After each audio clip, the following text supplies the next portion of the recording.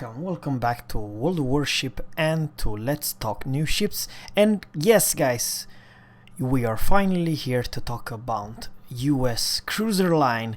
Keep that in mind, guys, before I'm gonna say something that it's still a work in progress. So whatever I say right now, it's still, Wargaming can still change everything about the ships and stats and so on. Yeah, I do honestly believe I'm close to 40% of all my viewers are from United States, Canada, and Australia, which it's absolutely crazy. So, guys, I know you are all hype. Let's talk about the, shall we say, USS Cruiser Salt Lake City, the Tier 6. It's actually not a Salt Lake City. It's actually a Pensacola. But here's the deal. To Wargaming to not change, because this is actually a Pensacola at Tier 6, right? To not confuse those two ships, it's basically the same ship but receive a new name. So every single one of those ships I'm gonna talk to right now will have a new name, but it's the same ship we have in this game, right? But it's probably one tier lower or higher. You know what I mean. So what's special? I'm not gonna talk about so many stats because for me it's kind of a meh. This is basically a Pensacola at tier 6, so it's nothing crazy, HP pool and so on. It's for crying out loud a Pensacola at tier 6, and you can see here the stats. I'm not that hype to talk about the stats. Reload, it's very meh, 15 seconds. What the hell is this? And rudder shift 9.1, turning radius, maximum speed. It's basically not a whole lot change. I don't know if it's any big of the change. Probably I'm just saying the HP pool, but not a big difference. 31,200 HP pool, and you can see also the fire range. It's very bad, 14.2.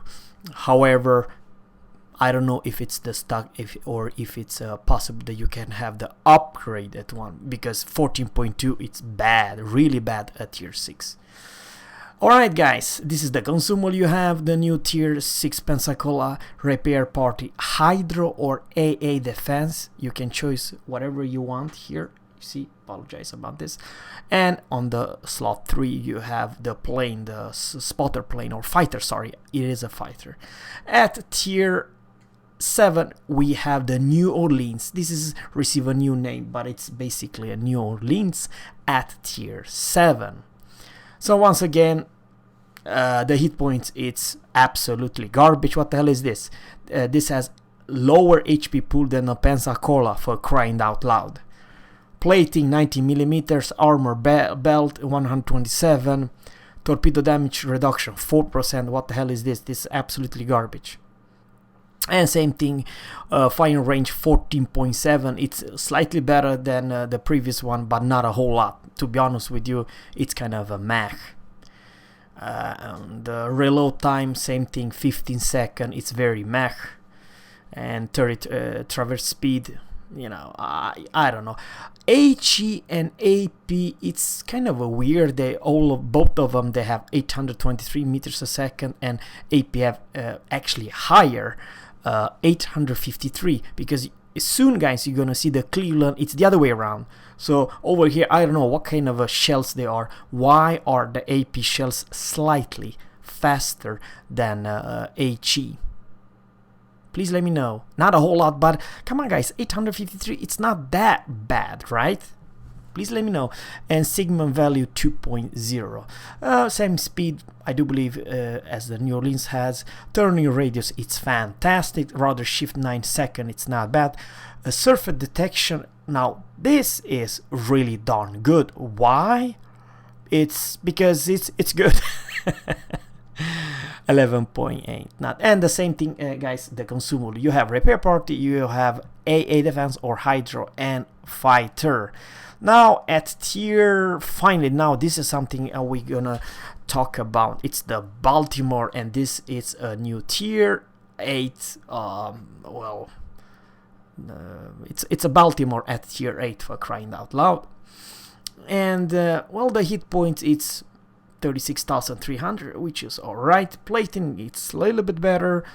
27 millimeters, okay, interesting. Armor belt, 152. And you have, of course, 203 millimeters guns. Fire range 14.4. That is really, really, really bad. The same HE and AP shell speed. 100-degree turn time, 30 seconds. Oh man, that is one ridiculous bad. It's even worse than the previous one. 30 seconds, it's not okay. It's really bad. I highly recommend you have the expert markment. Reload 15 seconds, the same. I don't know what to say. Surface detection 12.6, but over here I do believe you can put the with the captain perk and the module, you might down have under 10 kilometers, which is fantastic actually. This is one hell of a sneaky bugger. Yeah, and the consumable, same thing, guys. Here you have repair party, you have AA defense, hydro, or you can have radar or the fighter. But now, guys, this is the ship you all, I repeat, you all from US and Canada and Australia and everyone who loves the US line have been looking for the stats. This is the new Tier 8 Cleveland. I'm kind of disappointed from Wargaming because I don't know. I believe in Wargaming that they think that Cleveland is OP as hell at Tier 6. Maybe she is. Please let me know.